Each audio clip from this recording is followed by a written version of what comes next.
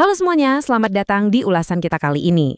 Hari ini kita nggak cuma bakal bahas sejarah masa lalu loh, kita bakal ngebedah sebuah cetak biru kayak semacam peta jalan untuk evolusi tertinggi dari jiwa manusia. Coba deh tenangkan pikiran sebentar dan bersiaplah untuk mengeksplorasi potensi paling besar di dalam diri kita. Oke, mari kita langsung selami materinya. Coba perhatikan gambar ini. Bayangkan ada satu tetesan cahaya keemasan yang jatuh dan mulai membentuk riak, menginisiasi sebuah sungai spiritual yang terus mengalir. Ini bukan sekedar air biasa ya, ini adalah metafora yang luar biasa kuat tentang awal mula perjalanan jiwa kita. Satu tetes kesadaran murni yang terus bergerak, berkembang, dan mengarah ke satu tujuan akhir, kesempurnaan. Tapi sebelum kita benar-benar ngikutin arus sungai ini, saya mau menantang kalian buat melihat ke dalam diri sendiri. Pernah kepikiran nggak sih, apakah 25 nabi yang sering banget kita dengar kisahnya sejak kecil itu cuma sekedar tokoh sejarah masa lalu? Atau jangan-jangan mereka ini adalah arketipe, semacam pola dasar psikologis yang secara akurat mencerminkan tahapan evolusi spiritual kita sendiri? Makanya, ulasan ini sebenarnya adalah peta jalan psikologis yang sangat personal buat Anda. Nah, dari sini kita bisa ngelihat dengan jelas peta jalan untuk menavigasi kelima fase dari sungai internal kita sepanjang ulasan ini. Setiap cincin yang saling terhubung ini nunjukin kalau nggak ada fase yang berdiri sendiri. Semuanya itu proses yang terus nyambung, dari fondasi paling dasar sampai akhirnya kita mencapai puncak kesempurnaan manusia. Oke, kita masuk ke bagian pertama, mata air sungai spiritual. Di fase 1 ini, kita diajak untuk mengakui asal-usul kita yang paling membumi. Di bagian hulu sungainya, kita ketemu sama Adam dan Idris. Adam ini merepresentasikan kesadaran penuh kalau kita ini berasal dari tanah, dari debu. Bener-bener esensi dari kerendahan hati. Karena kesempurnaan itu nggak akan pernah bisa dicapai kalau kita mengingkari dari mana kita berasal, kan? Terus, aliran ini bergerak menuju Idris. Idris menyimbolkan pencarian ilmu yang nggak kenal lelah. Sebuah perjuangan seumur hidup buat ngangkat derajat jiwa kita dari tanah menuju cahaya ilahi lewat kebijaksanaan. Bagian kedua, mengarungi arus yang bergelora. Nah, fondasinya udah terbentuk. Sekarang arusnya mulai membesar, membawa kita ke fase di mana semua teori tadi bakal diuji langsung oleh realitas, yang kadang ya cukup keras. Yang paling menarik buat diperhatiin di sini adalah kontrasnya. Lihat deh, Hud harus bertindak sebagai kompas moral dan berdiri sendirian menentang kezaliman yang supermasif. Sementara di sebelahnya, Saleh ngebuktiin satu hal yang krusial banget. Kesempurnaan sejati itu butuh yang namanya integritas aktif di tengah masyarakat. Kesucian itu nggak diukur dari seberapa lama kita bertapa sendirian di atas gunung, tapi dari seberapa berani kita bawa kebenaran di tengah orang-orang yang mungkin aja nolak kita mentah-mentah. Arus yang makin deras ini ngebawa kita ke tantangan yang sebetulnya relate banget sama zaman sekarang.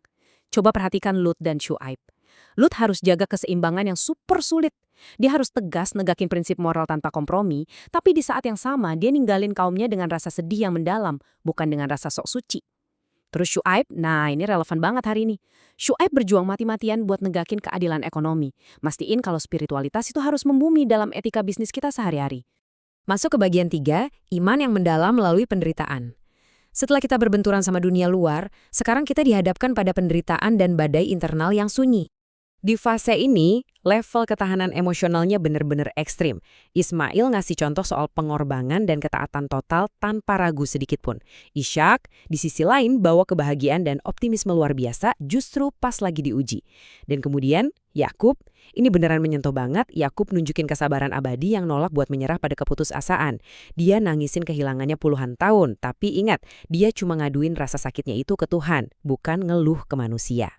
Mari kita lihat gimana fase ini nyentuh titik puncaknya. Perhatikan perjalanan Yusuf dan Ayub. Di penjara, dibuang ke sumur, difitnah. Semua yang dialami Yusuf malah nempa dia jadi sosat yang bisa memaafkan secara absolut. Luar biasa kan? Dan Ayub, beliau jadi model ketundukan mutlak. Tubuhnya boleh aja hancur dilahap penyakit. Dia kehilangan segalanya, tapi roh dan jiwanya nggak melemah sama sekali. Lanjut ke bagian 4, mengelola kekuasaan dan amanah. Dari lembah penderitaan tadi, sungai jiwa kita sekarang ngalir deras ke area yang risikonya tinggi banget. Ini adalah ujian di puncak duniawi, tentang gimana kita ngelola kekuasaan dan amanah yang super berat. Kita tahulah ya, kekuasaan itu bisa sangat memabukkan. Tapi Daud ngajarin kalau kepemimpinan yang penuh cinta itu bisa ngeluluhin hati manusia, semudah dia ngeluluhin besi di tangannya. Nah, putranya Sulaiman ngasuh pelajaran yang nggak kalah penting. Sulaiman itu punya kekuasaan universal atas manusia, jin, bahkan alam. Tapi dia ngebuktiin, punya power segede itu tanpa kerendahan hati yang mutlak, wah, itu sih cuma tiket gratis menuju kehancuran total. Dalam urusan ngelola amanah, dinamikanya itu macam-macam. Ilyas mencontohkan keberanian luar biasa buat berhadapan langsung sama penguasa yang lalim. Terus Ilyasa ngajarin kita, kalau ngebangun peninggalan yang hebat itu, seringkali artinya kita harus nekan ego buat nerusin karya orang lain, tanpa harus selalu mulai dari nol. Dan Yunus ini pengingat yang indah banget. Manusia sempurna itu bukan berarti nggak pernah bikin salah, tapi mereka yang punya kecepatan luar biasa buat balik dan bertobat dengan tulus pas nyadar kalau mereka salah. Selain itu, kepemimpinan juga soal sinergi kolektif. Doa-doa Zakaria yang sunyi tapi konsisten digabungin sama kerelaan Harun buat kerja bareng tanpa ego. Itu nyiptain kekuatan tim yang super solid. Dan coba deh perhatikan Zulkifli, sang pemilik bagian ganda. Dia diam-diam, tanpa ngeluh sama sekali, mikul beban ekstra dari kepemimpinan sekaligus ibadah. Dia sadar betul, yang namanya amanah itu ya titipan yang harus dijaga, bukan beban buat diratapi. Bagian kelima, pilar-pilar kesempurnaan. Sekarang, sungai spiritual kita udah sampai di tingkat ketahanan yang paling tinggi. Jadi, poin krusialnya itu ada di sini. Buat nyampe status manusia sempurna atau insan kamil, itu bukan sesuatu yang kebetulan. Sebelum jiwa kita bisa nyentuh puncak paripurna itu, dia harus banget lolos dan ditopang sama arsitektur yang luar biasa tangguh. Arsitektur yang kita kenal sebagai golongan ulul azmi. Ini beneran mengagumkan. Lihat gimana arus sungai yang udah kita ikutin dari awal tadi, sekarang bermanuver naik secara megah, nembus 4 pilar monumental ini. Pilar-pilar ini secara harfiah menyangga langit ketabahan. Ini pondasi mutlaknya. Sebelum cahaya kesempurnaan itu bisa benar-benar memancar keluar. Coba kita lihat lebih dekat pilar-pilar penyangganya. Nuh, ngehadirin rasa syukur yang luar biasa persisten. Bayangin, rasa syukurnya ngelampaui badai penolakan tanpa henti selama 950 tahun. Gila kan? Di sebelahnya ada Ibrahim yang ketauhidannya itu murni banget sampai dia secara berani ngancurin semua berhala, semua bentuk ketergantungan dia sama hal-hal duniawi, dan ngunci hatinya 100% cuma buat sang pencipta. Di sisi lain, kita punya Musa dan Isa.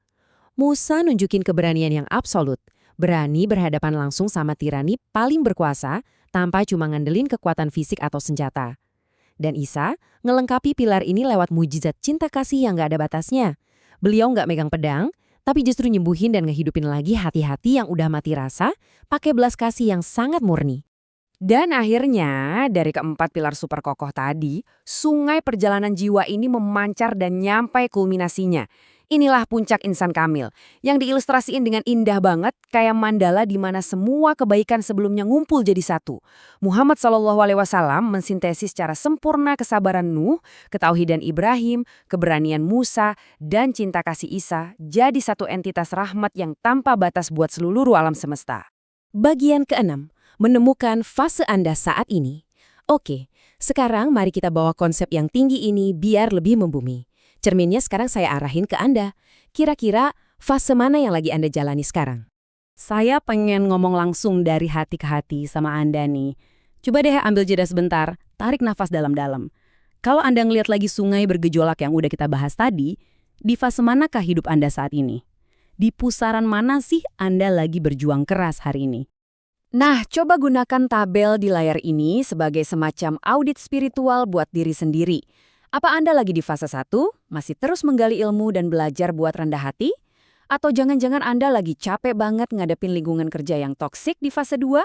Mungkin hati Anda lagi hancur karena kehilangan di fase 3? Atau justru lagi diuji sama manisnya posisi dan kekuasaan di fase 4? Jadikan kolom tindakan itu sebagai kompas buat Anda. Pesan terpenting yang pengen saya tinggalin buat Anda hari ini adalah, apakah Anda cuma sekedar bertahan hidup dan pasrah keseret arus realita?